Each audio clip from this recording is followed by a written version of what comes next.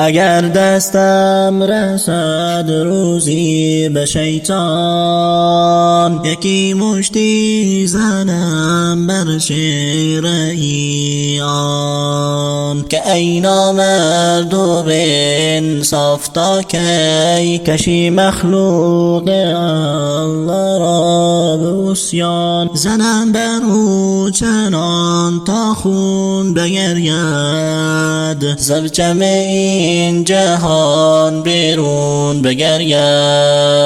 اگر دستم رسد روزی به شیطان،